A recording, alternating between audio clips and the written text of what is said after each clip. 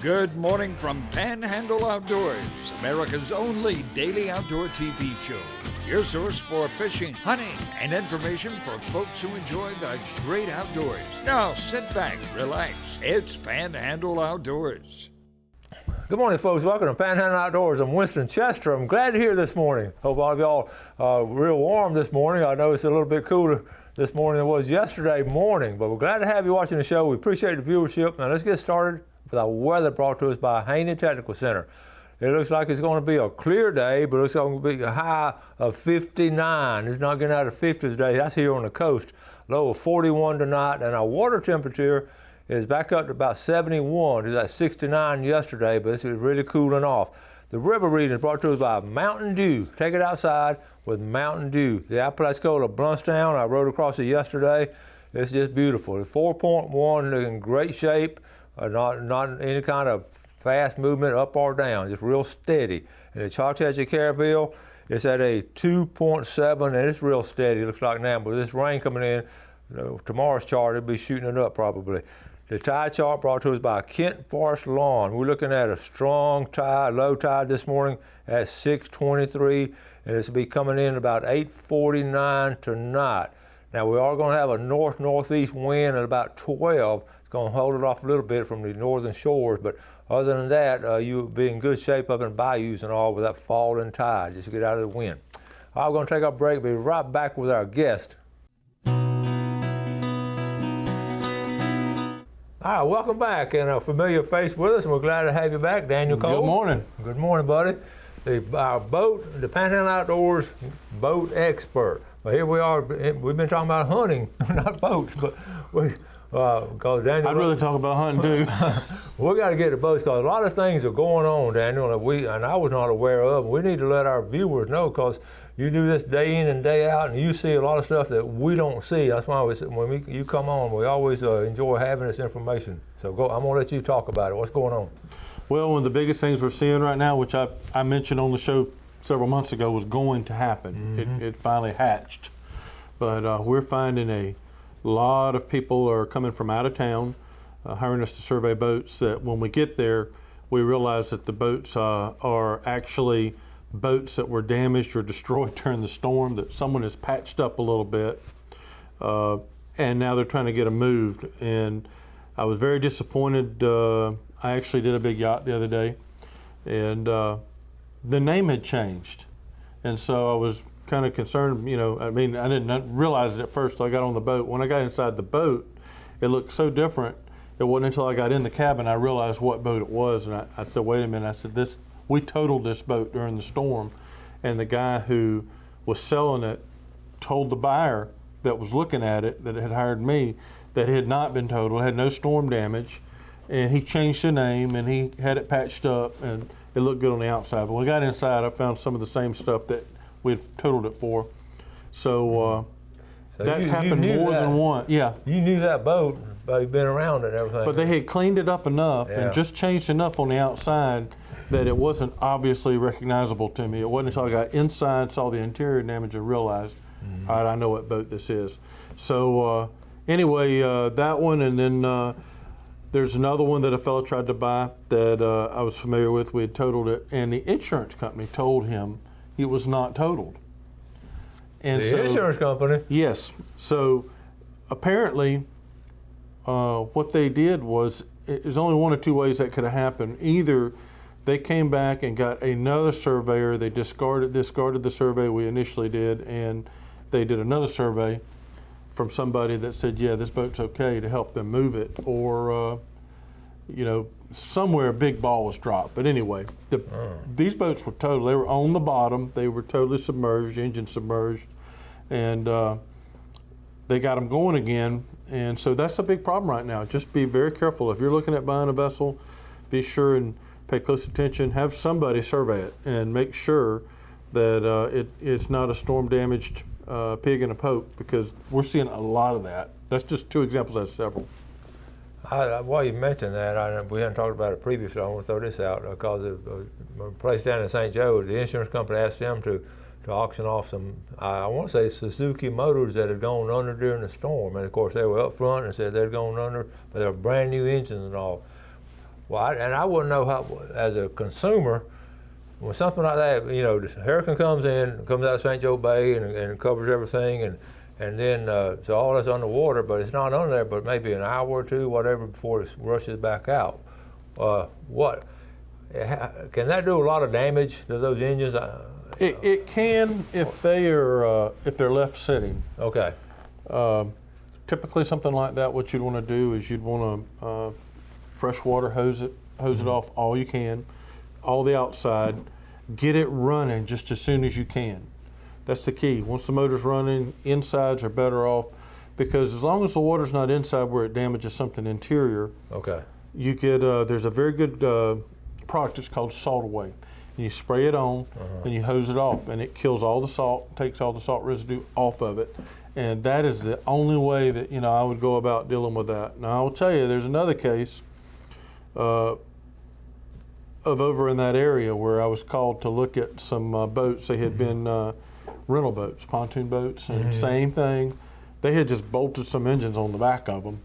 And anyway, that was a mess. So be very careful about that. Yeah. You can tell if a motor is new, it'll look new. It's been way past a year. So if that engine's got salt damage, corrosion, you're going to see it. Right. If it looks new, it looks new. So, but be careful with it. I mean, you never know. Make them run it before you accept it, before you pay for it, unless you're just buying it for nothing. Yeah. And you feel confident you can afford to pay for getting it up and running. And they were upfront and honest about it. They said it went under. Everybody. Yeah, I remember when that was going on recently, and I was just curious about, as a consumer, I was wondering if any water seeped in, had been sitting there a year, but if you're mechanically minded and have a business, you might could restore it. I was just curious. So that could happen. They could be okay. Absolutely. Yeah. But it needs to be checked. Yeah, it needs to be checked. Okay, we got a quick breaking point. Let's take our break, and we'll be right back.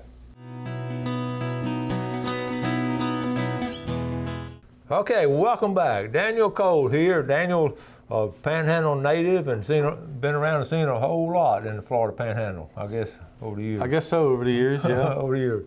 And we're talking about boats and all, and you've seen it firsthand now where they're sort of hiding the identity of it, and you're seeing a lot of things that shouldn't be going on now. Right. So you got to be very careful. I hate to say this, but there's people out there even in our area who are unscrupulous, and they give us a black eye with that type of stuff as far as how they conduct business. But it's just forewarned is forearmed, and you just need to do your due diligence. If this sounds like too good of a deal, it may not be, but definitely get someone who knows what they're doing to figure out if it is or not for you. And after a disaster like the hurricane we had, there are all kind of things going on where people are helping people so much and all, but you have, like you say, you look at these homes and people are flipping homes, but by looking at homes, the house was flipped, and you can see it before and after. So, and you probably gonna get a good deal, and people flipping are gonna make a little bit of money. That's a lot different situation than having a boat where they're not really being up front with you. Well, paint, polish, and gel coat is cheap in comparison, Yeah.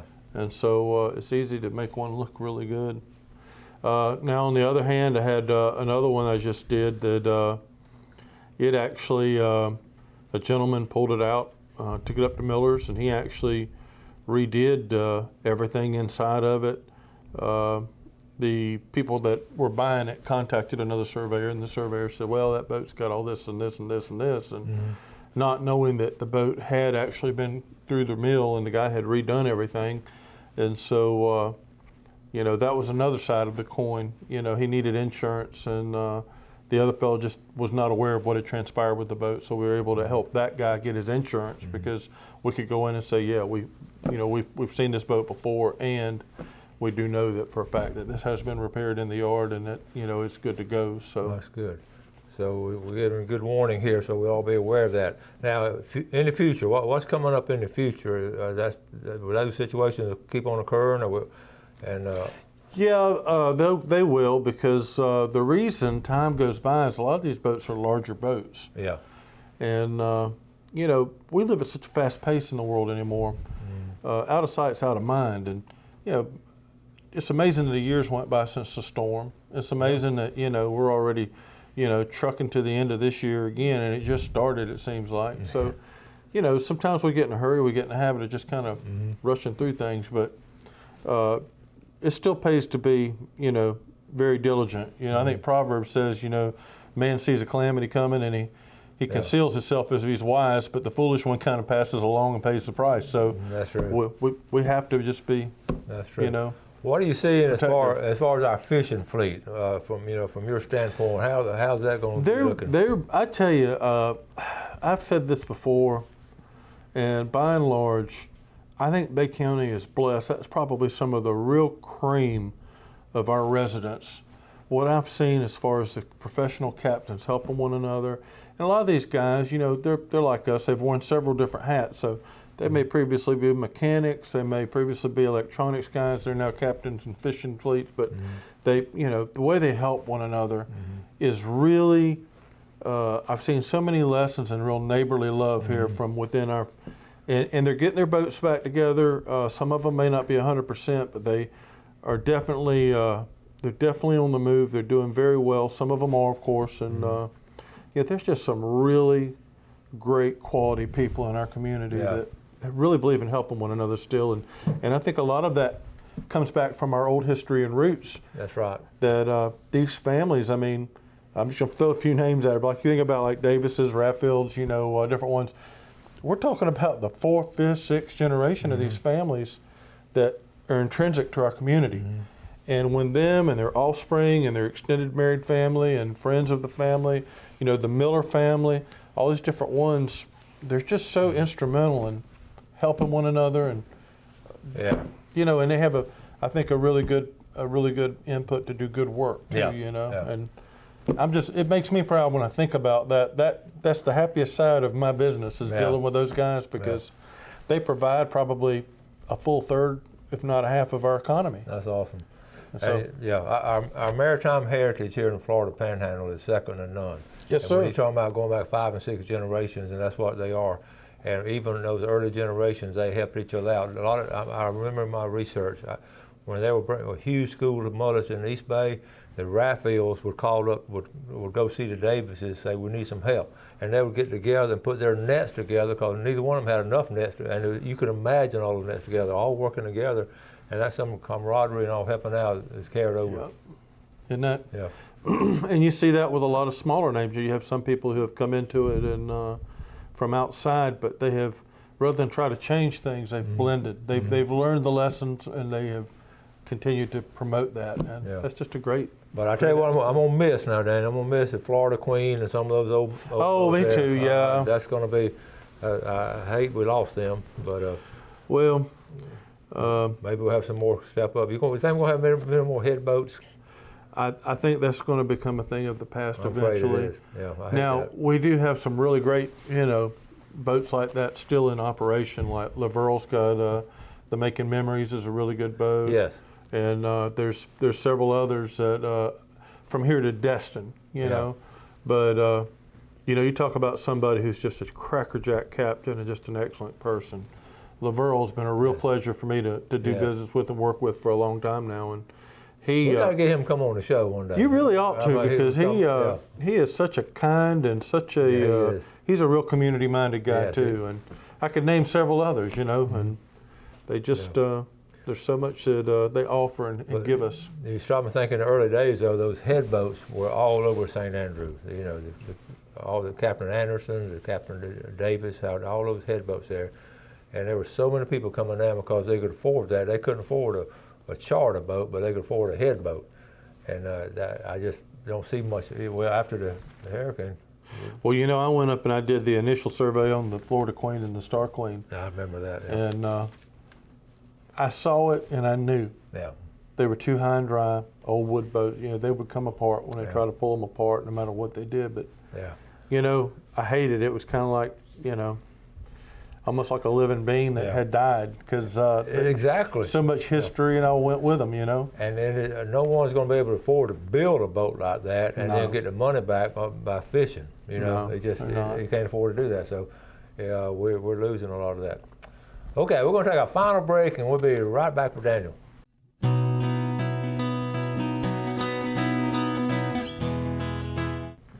All right, welcome back. I'm sitting here showing Daniel on the camera the picture I showed last week of the bear chasing a raccoon.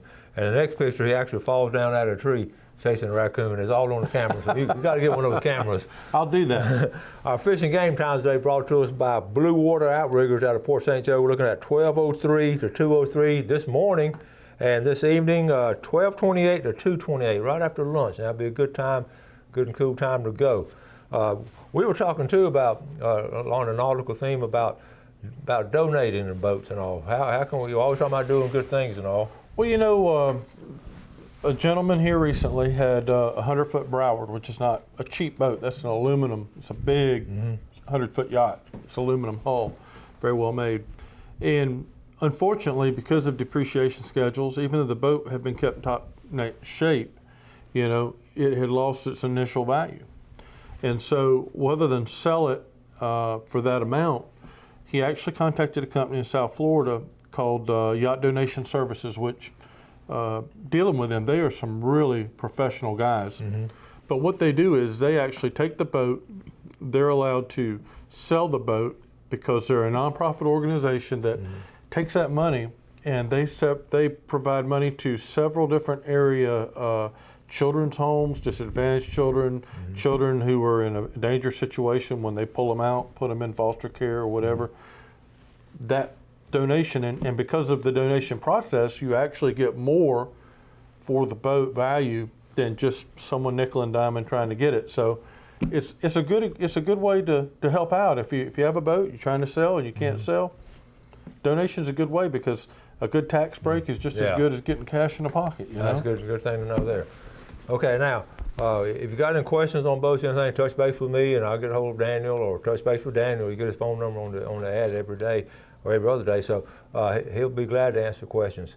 We're getting into winterizing, wintering the boat and all that. Next time you come on, we're talking about how to take care of your boat during winter. Sounds good. But we were talking about, now this has nothing to do with the outdoors and all, but I got tickled when we were coming in this morning. You were talking about, I want you to say, because I say it too much probably, about texting and driving. You drive every day and you see all kinds of stuff. And what were you saying when you were coming in? Well, I am fed up with people texting and driving. I wish that the state of Florida would go ahead and enforce a $1,200 per incident fine, because like always, you get stuck in a traffic light, it's raining, traffic's moving slow enough as it is, and you got some dumb person sitting up there texting, doesn't even realize the light changed. And so two people get to go through the light by the time someone blows the horn, they realize, and that's what backed our traffic up here. It's like people drive slow texting, if you can't wait, if you can't talk on the phone, and you can't wait till you stop your car and get out somewhere, then put your phone in a glove box. I mean, you're not so important that you have to have that, and nothing's so important that won't wait. It's epidemic, and I remember my last year or two of teaching, it was just sort of coming in vogue then. I mean, everybody was doing it. Teenagers were the first ones really doing it, but now all different. We got soccer moms and businessmen. We're all doing it. Well, not we, but what happened, I would explain. I said, they'll be at the light changes, and you know when they're texting, because when you blow the horn, it's like they take off like a jackrabbit. That's one. I mean, they take off because they know they should have been doing it. And my kids got tickled when I said jackrabbit, because they hadn't heard that phrase as an 18-year-old. That, you know, their generation hadn't heard jackrabbit. Right. So I told that story for a long time. So anyway, they do that. They do, and the thing is that what they are doing is, parents that do this with their kids in the car, you're raising another generation. And if you saw all the crashes, I've assisted with so many car crashes where teens have been killed because they were texting. They drive underneath a tractor trailer, they pull out in front of somebody, whatever. You are helping to make that happen by the example you're setting. So just quit. Yeah, that's true. All right, we got a couple minutes left. We'll talk about boats and fishing and texting. Let's get it. We've got a couple minutes left. Hunting season right around the corner. We've got this cold weather right now, so what's your thinking now? Well, I haven't had a chance to really do anything yet this year, but I've got a tree, I've got a climber, I've got some really good friends on our lease that have at least been putting out some corn, feeding things up. So we'll see what happens. If I get a chance this week, I'll try to go. But to be honest, we've been so busy, I don't know if I'll get to. How many times we hear that I've been so busy I can't do it, and over and over again. I say that myself. I'm retired, and I find myself too busy. We had some of the prettiest days this past week on the bay. Yes. No wind, flat. Sunday and Saturday, Sunday was just. And I walked by my boat and looked at it while I was getting ready to go to the next survey. If that boat could talk, it said, "Please take me out, take me out." We got Thanksgiving coming in a little bit later this year. I mean, it's at the end of the month that we're having a week left, and then before you know it, it'll be Christmas. So y'all got a big Thanksgiving plan? Oh no, everything's low key with us. So okay. We, I think the biggest thing is just the opportunity, whatever time we get off to have with our family, and just enjoy that time. Yeah. That's the biggest part of it. Yeah. Everybody, all you folks down in that place, everybody doing good down there? I think they are. We've been down there quite a lot lately, and everybody seems to be doing fine. So it's always good to see the home folks. Not that there's as many as there used to be. I know. A lot of people have moved in. I don't know. You look at St. George Island, you hardly know anybody. You used to know everybody on St. George Island, but now you hardly know anybody there. Yeah. But there are a lot of good folks over there, though. There are. And a lot of good eating places, too. There is. If you haven't visited Apalachicola in a while, it's always been a cool place, but it's a real cool place. And by the way, my book is there at the bookstore, I think, Downtown Books. I bet they sold out. Mine were, too. Yeah. Next time, we got to bring your book. We got to talk about your books and all next time. I've about forgot about it. I hadn't had time to write in so long. You don't have time, do you? Nope. You got some boats this week to finish up? Yeah, well, we've got several projects we're doing. We're representing one major boat manufacturer as professional witness in some litigation going on, and we've got several insurance investigations going on for fraud and other things. So cool. Always something going on, I like to see y'all catching the bad guys.